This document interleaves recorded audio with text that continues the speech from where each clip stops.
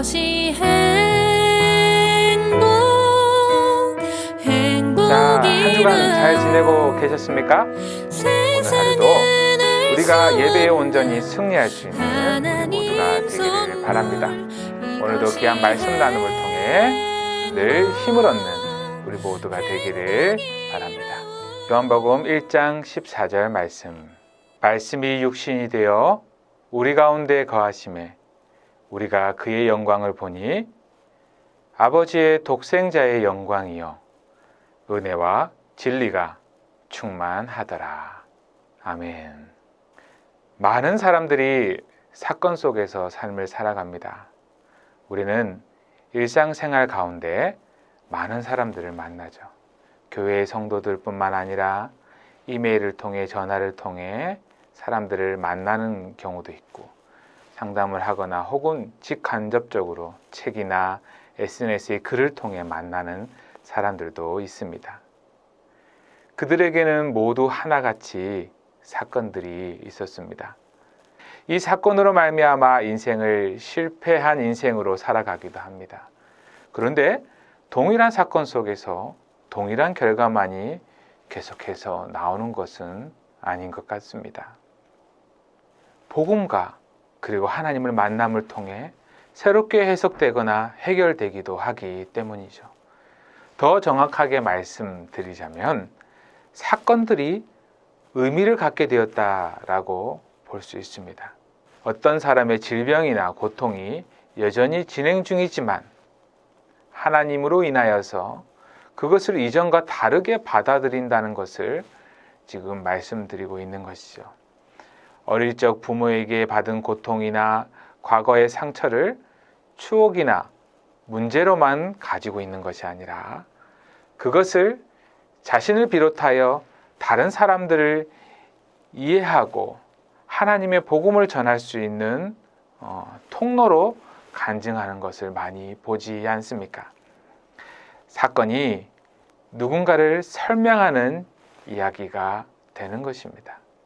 죽는 날까지 우리의 사건을 이야기로 바꾸는 일이 필요합니다.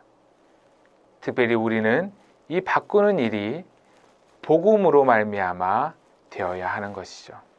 물론 이러한 일은 인간의 힘으로만 되지 않습니다. 철저하게 하나님의 은혜가 필요하고 하나님의 섭리 속에서 진행이 됩니다. 하지만 우리가 가만히 있어야 하는 것은 아닌 것 같습니다. 실수가 없으신 하나님이 우리 인생에 허락하신 사건이라면 설령 그것이 우리의 죄와 실패로 인해 더 악하게 되었다고 할지라도 여전히 하나님 앞에서 모든 사건은 이야기가 될 수 있다라고 우리는 믿어야 하겠죠. 성경을 살펴보면 그런 이야기들로 가득합니다. 부모의 무시와 장인어른의 창을 피해 도피 생활을 하던 사람이 왕이 되는 이야기. 말씀이신 예수님께서 사람의 몸을 입고 이 땅에 오셔서 이 세상을 구원한 이야기입니다. 여러분들에게 어떤 사건들이 있습니까? 그 사건들은 여러분들의 삶을 풀어내는 이야기가 되고 있습니까?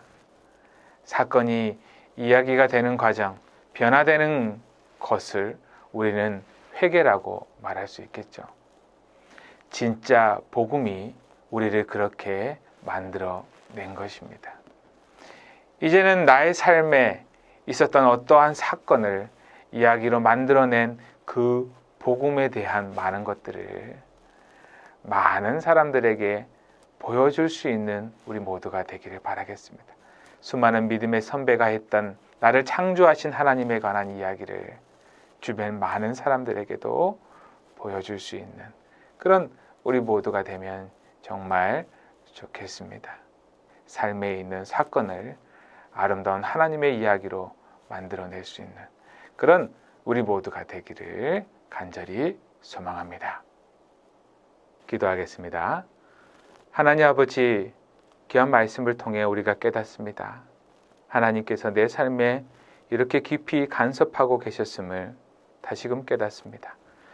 하나님께서 허락하신 그 사건을 아름다운 하나의 이야기로 만들어 가신 하나님을 더욱더 신뢰하며 살아가는 우리 모두가 되게 하여 주시옵소서.